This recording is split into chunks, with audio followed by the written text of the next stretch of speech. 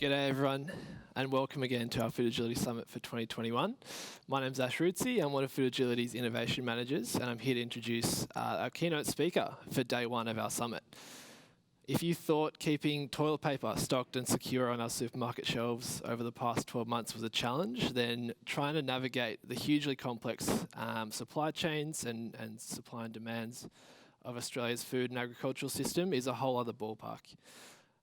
Fortunately for many of us, Woolworths have done an incredible job in keeping as much high quality, fresh Australian food on our plates as possible. Here to talk us through how it's been done and more importantly what this means for what COVID means for the future of our food consumption is Gordon Cairns, Chair of Woolworths Group Limited, highly esteemed professional from both food and non-food sectors. Thank you very much for joining us today, Gordon. Over to you. Good morning, everyone, and welcome to our Food Agility Summit. I'm the chairman of Woolworths, and I'm delighted to be here today. What I'd like to do is cover off on four major topics during my presentation. And let me talk about, first of all, the COVID disruption. And disruption probably underestimates what exactly we've been through in the last 12 months. We started off, and it seems like a lifetime ago, but actually probably about 12 months, where we had panic buying. During the early weeks of COVID, we were seeing volumes going through our supply chain and our supermarkets that were in excess of what we would see at the peak of Christmas shopping. And what people were doing was they were panic buying and stockpiling toilet paper, hand sanitizer, and essential pantry items. I think it's fair to say that this brought out the best in our customers and occasionally the worst. But during this period, I have to say that our teams responded in a way that can clearly be described as heroic. In a very short space of time, we had to put social distancing in to both our stores and our distribution centres. We had to put hand sanitizer stations in. We had to put checkup screens up, because you'll probably be aware that actually COVID can be transmitted through the eyes. So having a mask on may prevent you from spreading COVID, but it doesn't prevent you from getting it. And we had to rely on the goodwill of our customers, because what we didn't want to do was put our staff at risk by asking them to be enforcers. Probably the most talked about discussion during this time was the use of masks. And you'll recall, if you look back over the 12 months, that actually the World Health Authority moved its views on the efficacy of masks. In addition to which, we had to adapt as an industry. So the government and the ACCC allowed us to communicate with our competitors at both Coles and Metcash and Aldi. And the reason we wanted to partner was we didn't want to make adapting to this pandemic anything other than consultative and cooperative. And that was clearly the right decision. And we communicated with the government, who did a fantastic job at both state and federal level. We communicated with them on a weekly basis to ensure that we were meeting the needs of the community. Now, during this period, there were clearly winners and losers. And this chart here shows, seasonally adjusted, the change in volume 2020 over 2019. And with people unable to go to cafes or restaurants to eat, food retailing took off, and we saw nearly a 12% increase in sales during that period. And the other winners were household goods retailing, where people, because they weren't able to travel overseas, decided that they would spend on their homes. And we were in a fortunate position at Woolworths, being a leader in both food retailing and through our Big W group in household retailing as well. During this period, as customers made the shift to e-commerce, you can see that baby boomers increased to 34% of online buyers, from 29%, so they clearly embraced online. 20% of customers purchased at least one new category online, and 30% of people, as a result of what's happened in the last 12 months, expect to continue shopping online. And if you look at groceries, for example, which is the left-hand bar there, 14% of people were first time to the category, and 19% were in the category already pre-COVID, with 33% buying regularly on e-commerce. Now, where did that put us in terms of our planning? Well, we effectively we had planned that by financial year 23, you could see we would be at this level of e-commerce penetration. We reached that period during financial year 20, so 3 years ahead of our forecast, and we expect that trend to significantly increase. What does the digitally connected food customer behave? How do they behave? Well, there was a 40% increase in our app or website traffic, where people were researching what to buy. There was a 300% increase in the searches for people by March 2020 versus a year ago. And while hand sanitizer was the #1 item that was researched, you may be interested to know that sourdough was actually the second. In addition to which, there was a change in the way that people shopped. First of all, they were shopping more in their local community. Clearly, if you're unable to move around, then people were using their local shops. They were visiting fewer times, but shopping less, and they were doing bigger and more planned shopping.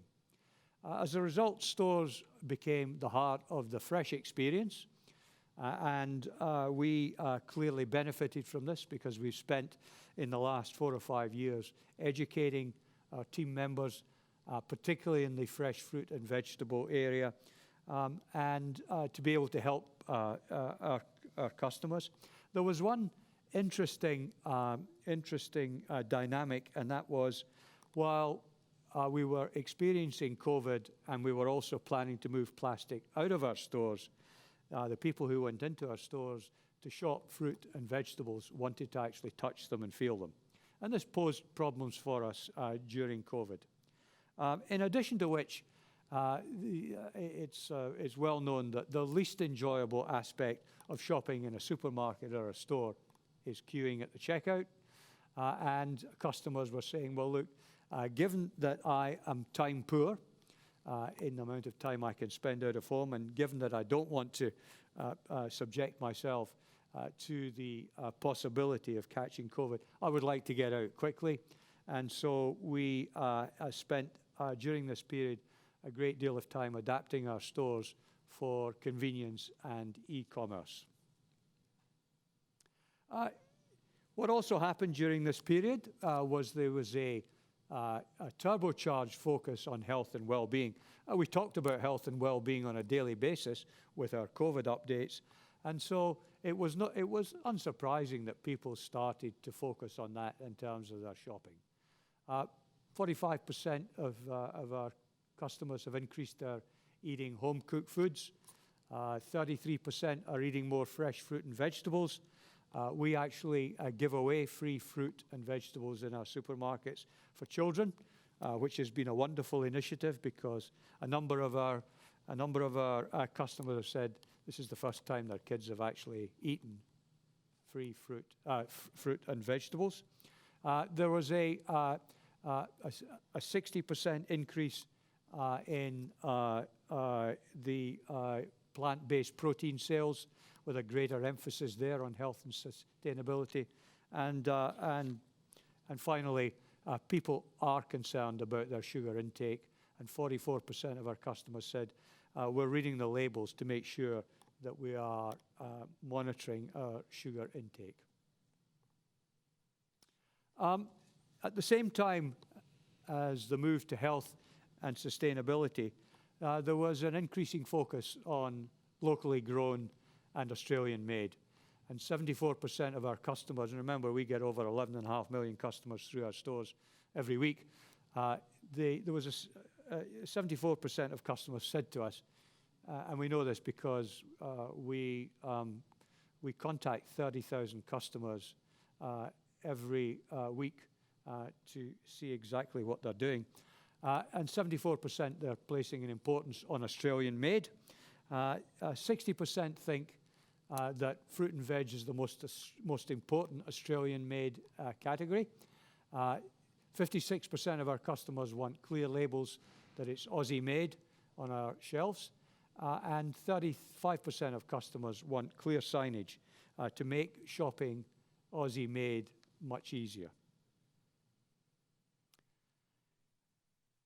And in that increase on sustainability, over 50% of our customers consider where they're going to shop, depending on whether the retailer is committed to sustainability. So that's particularly important for our customers. I should actually add that's particularly important for our employees as well. That one of the major reasons why they choose to work at Woolworths is our commitment to sustainability. 66% of our customers think taking care of the planet is important, and 25% of our customers said reducing the use of plastic is one of our top 3 priorities. And as we track our consumers over the period, fresh has consistently rated as the most important aspect of sustainability for the past few years. So what did this mean for us as a retailer? Well, I have to say we probably innovated more in a short period of time than we have done in the last 5 years. And it's amazing how the organization responded to the crisis by innovating. And I'll give you some of the examples of that. We made direct to boot available in 620 of our stores. So you come and we put it into the boot of your car. It means that you don't have to come in contact by going around a supermarket. We launched crowd delivery, which increased the capacity while we were at the peak of COVID. And then we partnered with DHL to make a basic box, which was available at less than cost. We partnered with DHL and Aussie Post to make that available, particularly to the elderly who were unable to get out. We digitally enabled the shopping experience. So a queue tracker enabled you to search and see, well, which are the busiest times of the store? Let me try and avoid those. We rolled out Scan and Go to more than 20 stores, so you can walk around the store, scan your purchases, and walk straight out. And then we launched the Rewards app, which enables the shopping experience to be personalized and the rewards to be available for our customers on the app. The third thing was to make health easier for our customers. It's fair to say that there is an obesity pandemic in Australia. That obesity pandemic manifests itself in increased heart attacks, strokes, cancer, and type 2 diabetes. We as a retailer feel that we have a pivotal role to play in this, and therefore what we've done during this period is to introduce fresh ideas, where we have now more than 150 recipes which are healthier recipes on our app and on our website. So fresh ideas for you to feed the family. And not only that, but signaling and introducing healthier options to nudge you to eat more healthily. So what does that all mean for businesses? Commentators have talked about during this period that some industries have increased the trust that customers have for them, and that's certainly been the case at Woolworths. We now are, in the latest Roy Morgan survey, we are now the most trusted brand in corporate Australia. We also acknowledge that our customers expect the CEO of our organisation to lead on these issues. They don't expect that we should hang around and wait for governments to lead. Governments have a role to play, but so do we. 63% of customers said that if we are open and transparent, then they trust us. Quite frankly, Australians are looking to businesses to lead the way to create a better and more sustainable future. And that actually fits to the bullseye of our noble purpose at Woolworths, which is better together for a better tomorrow. So let me summarize by saying that during this period, what has it meant for both the food industry and for us in particular at Woolworths? Three things. We have to be obsessive about listening to our customers, and we have to find new and many ways that we can do that, whether it's feedback in the store or whether it be online or whether it be by surveying our customers on a regular basis. Secondly, businesses have to have a purpose, a noble purpose. And purpose-led organizations will be the ones that actually forge in the future. And then finally, we have to act with agility. We have to be able to do things much faster. And the way we do that at Woolworths is we push responsibility down to the person who's nearest the customer. The person who's nearest the customer is empowered to take a decision. We don't expect that in taking that decision that you'll have 100% of the information. It may well be that you only have 60% of the information, but acting is actually more important than doing nothing. We look on decisions as being either type 1 or type 2. Type 1 decisions are not easily reversible, so if we build a DC, that's a type 1 decision, and we should take a great deal of care and attention in doing that. But type 2 decisions, if we get them wrong, we can reverse them, and we should fail in a fast way, rectify it and get it right, and importantly, not blame people. And if we do that, we can act with agility, and quite frankly, our customers expect that. So this has been a whistle-stop tour through my presentation. Thank you for your attention, and I'm now empowered and encouraged to take questions from the floor. Thank you.